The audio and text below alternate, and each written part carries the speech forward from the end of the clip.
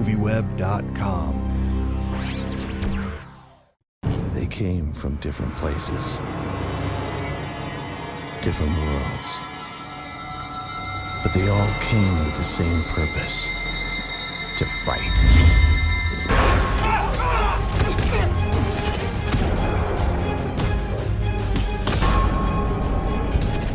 So what's it like to just have this new web series? I mean, there's been a few movies come out, but it's like it seems like there's been still kind of a fan want for like more Mortal Kombat stuff online. Like which was like just to get a hold of Kevin for this.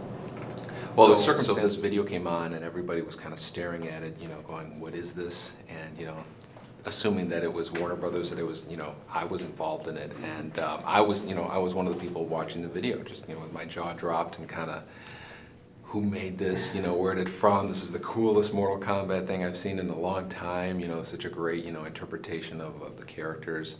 And so it was something that was almost like a resume that he was kind of putting out there and saying, I'd like to do a third movie. So to me, I was like, sign me up. I mean, it was cool because I remember following it when the first version came out, and it was very controversial, and now it's I don't know, it just doesn't seem like there's any, like, maybe it was just the wrong time for that to come up, and there was the Parents' Council and there was all sorts of stuff for it. Yeah. Do you think just the society's kind of adapted towards like something like this, towards Mortal Kombat? No, the thing is, games have come along since that have been more violent, but I think the big issue at the time was just the rating system. There was no rating system in place, and this was the first game that became it wasn't the first violent game, but it was the first one that sold in the millions. All of a sudden, it's just getting really, a lot of penetration in the public. And so people were like, how can you sell a game like this? It's kind of like, and I think the video game industry evolved like the movies did, where it needed some kind of a rating system to tell people what kind of content is actually in the game. Once that got established, the second and third one, they didn't get nearly the amount of uproar that the first one did, because people knew what the game was. Okay, I believe there are a few newer characters in the web series that weren't in the game. So did you work with Kevin on those, or? No, as far as I know, most of the characters, certainly the starring characters, are characters from the original games.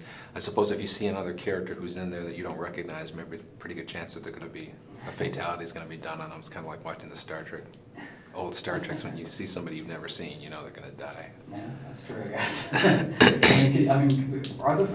talked to Kevin actually a few weeks ago, and we were talking about just like how the format is set up, and like, do they still keep the format, or the tournament format in the web series? But like, do we still see the fatalities? Do we still see like stuff like that, like in the actual show?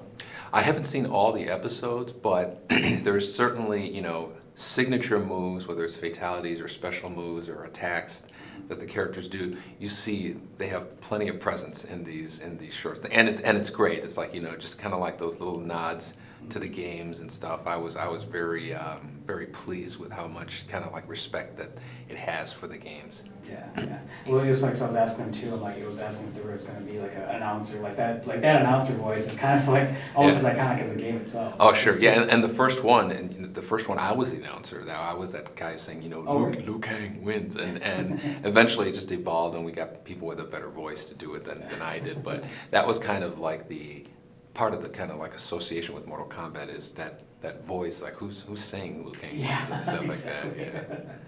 Yeah, well, I always wondered if we ever figured out who that guy was. Yeah, I think the original idea was it was Shang Tsung. It was the guy who was running the tournament. Yeah. But then when you're fighting him and it says Liu Kang wins, it's like, why is he commenting and fighting me at the same time? Exactly. So like, can you talk a bit about just like the creation of these characters? Like, was there something like Sub-Zero, a guy that like can freeze things, or Scorpion? Like, where does like the impetus of characters like that kind of come from when you were creating the game? Well, a lot of the characters, certainly from personality, were kind of offshoots of existing characters. Johnny Cage is a little bit of a Jean-Claude Van Damme and Steven Seagal, sure. And Arnold.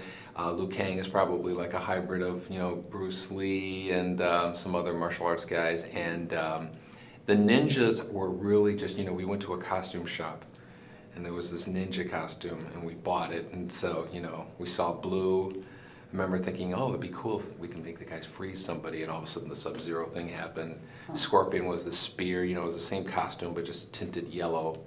And so, you know, Scorpion and little, you know, poking, jabbing, all that stuff. So it was a very unsophisticated method of coming up with the ideas. So it was basically, you know, guys sitting around thinking what it would be cool for this guy to do. Yeah. So just real quick, like, what would you just like to say to anyone who's curious about the series, about why they should tune in online tomorrow? The series is just a fantastic introduction to this Mortal Kombat game that's coming up. Chapters, you know, it follows a number of the characters, their journey to the tournament. It kind of stops at the point where they enter it, and then the idea is, you know, you buy the game and you see what happened to all the characters.